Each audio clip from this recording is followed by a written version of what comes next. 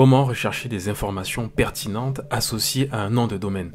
Dans cette vidéo, plongeons dans le monde fascinant de l'Open Source Intelligence pour découvrir comment exploiter les noms de domaine pour dénicher des informations. Un nom de domaine est une adresse unique composée généralement d'un nom et d'un domaine de premier niveau.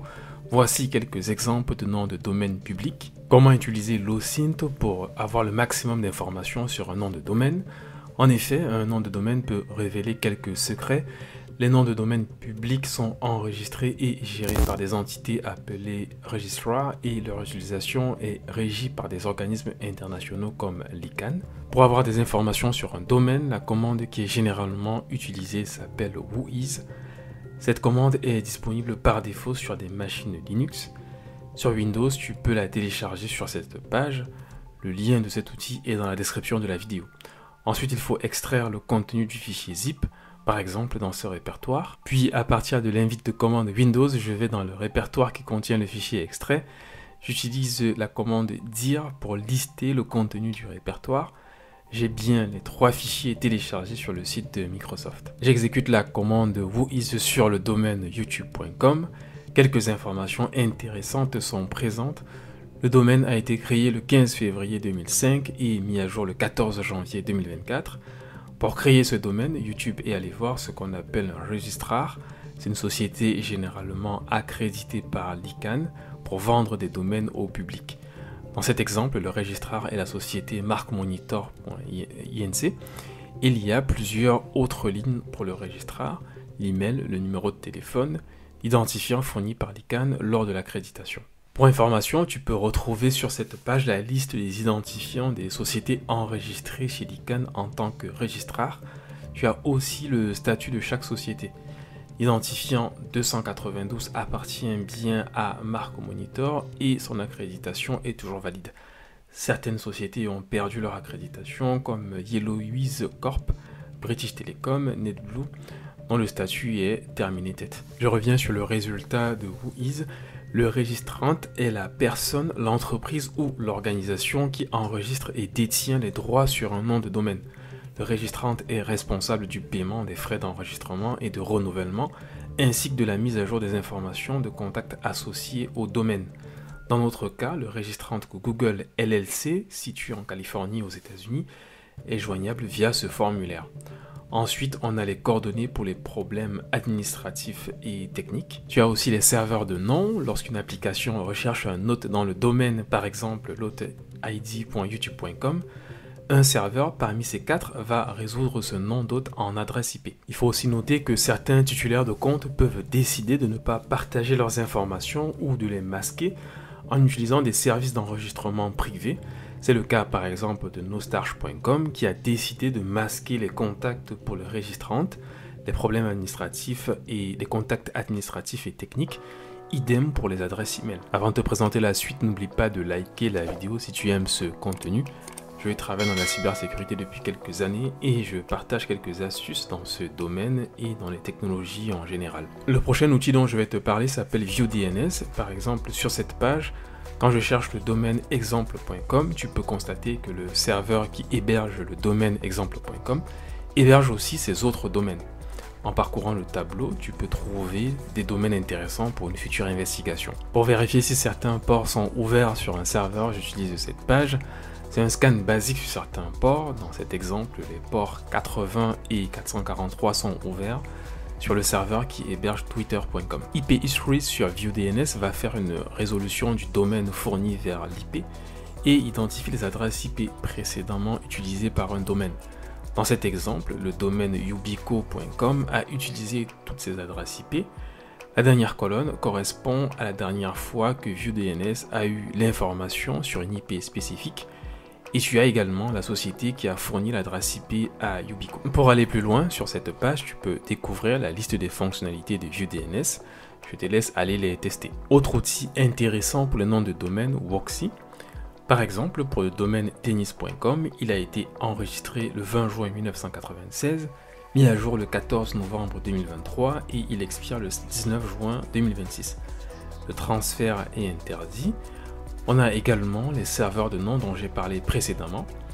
Le plus important est plus bas, l'historique. 13 entités ont utilisé ce domaine dans le passé et pour chaque ancienne entité, tu peux voir le nom quand l'information est publique. Quelques anciens propriétaires sont Tennis Magazine, Sinclair Broadcast Group, etc. Pour des noms masqués, tu verras Registration Private. Une autre fonctionnalité de Voxy est la recherche par le nom du propriétaire, le nom d'une société, une adresse email ou un mot dans le domaine. Si je recherche dans les domaines le mot-clé hacking, voici les domaines associés. Pour chaque domaine, tu as la date de création, la date de mise à jour et la date d'expiration. Si tu veux aller plus loin, tu peux passer par l'offre payante. Un autre site intéressant est la Wayback Machine ou Web Archive qui a enregistré à un instant précis les changements sur des pages web. C'est comme si tu prends une capture d'écran d'une page web à une heure précise. Ici, je cherche tous les changements liés au domaine twitter.com. Il y a eu plus de 2 millions d'enregistrements entre 2001 et 2024 sur les pages liées à ce domaine. Les premières mises à jour sur le site web remontent à 2001, puis il y a eu quelques modifications jusqu'à maintenant. Si je clique sur une année, par exemple 2014, le 24 février, Wayback Machine a pris plusieurs captures du site twitter.com. Si je clique sur la capture effectuée à 17h59 voici à quoi ressemblait twitter.com le 24 février 2014 à ce moment-là. Wayback Machine peut être utile dans une investigation numérique ou si le site web a été supprimé, tu peux voir à quoi ressemblait le site avant sa suppression. Le prochain outil s'appelle Informer et te permet de rechercher des emails associés à un domaine. Ce sont les emails déclarés lors de l'enregistrement du domaine. Ce premier exemple retourne ces deux emails pour le domaine eurosport.fr. Ce second exemple retourne les emails associés à leboncoin.fr. L'outil suivant s'appelle Hunter et te permet de rechercher des adresses email associées à un domaine. Ces adresses email ont été récupérées sur des pages web publiques. La version gratuite de Hunter est limitée à 25 recherches par mois. Ici, je fais des recherches sur tesla.com. Voici quelques contacts de personnes qui travaillent ou ont travaillé pour Tesla. Pour afficher les emails floutés, il faut cliquer sur Find Email Addresses. Pour chaque contact, tu as là où les sources de l'information.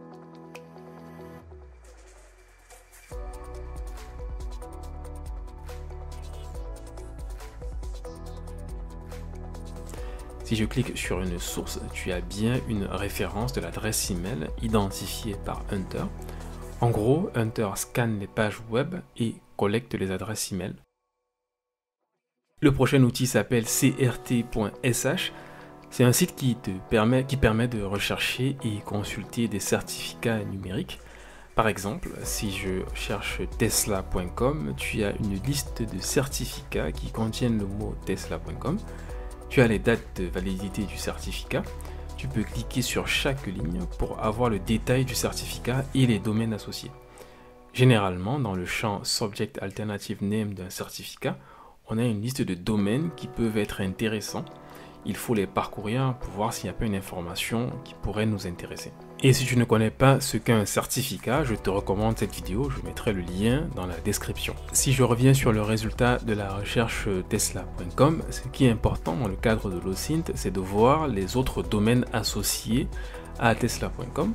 Par exemple, Tesla a un GitHub, certainement pour du code interne. On a le domaine github.tesla.com, mais aussi tous ces domaines qui sont rattachés au même certificat.